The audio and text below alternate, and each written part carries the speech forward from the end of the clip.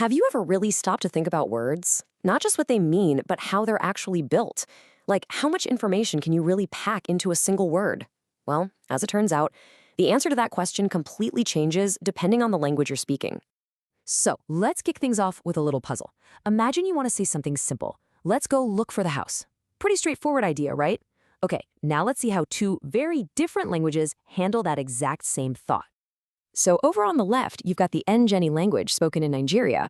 It uses 5 separate words to get the idea across. Kind of feels like how we might say it in English. But then, look at the right. This is Mohawk, a language indigenous to North America.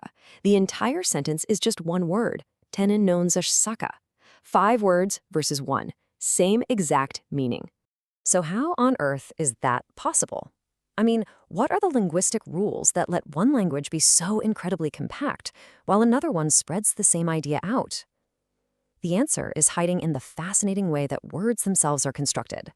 The field that gives us the keys to unlock this mystery is called morphology. You can think of it as being a linguistic architect. Instead of just seeing a building, you see every single brick, every beam, and every nail that holds it together. We're about to look at the very bricks of language.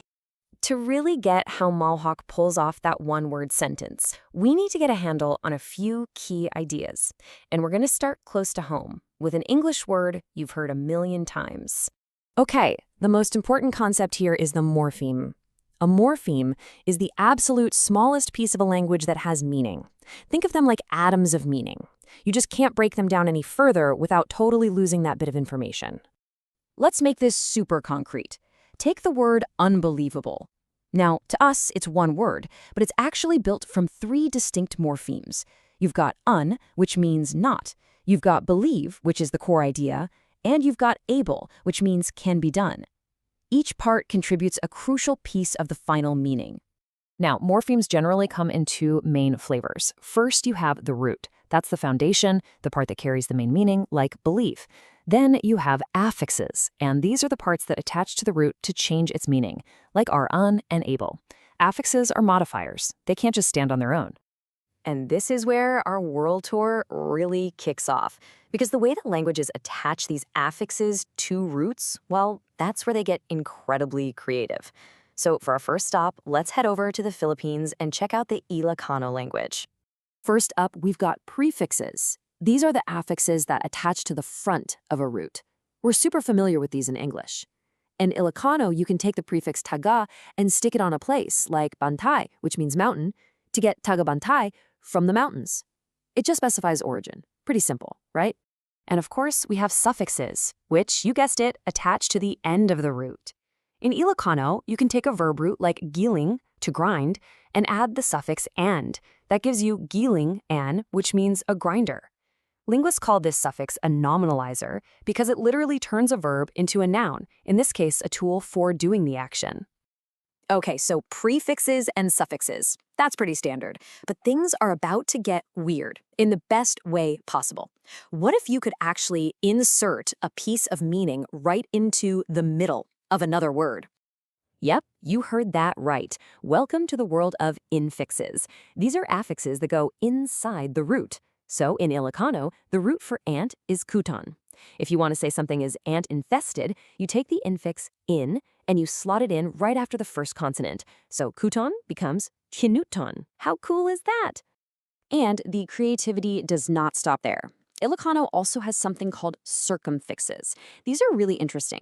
They're affixes that come in 2 parts. One part goes before the root, and the other goes after, basically wrapping around it like a sandwich. So the circumfix pug-n takes a root like rogsak, happy, and turns it into pug rogsekin, which means to make someone happy.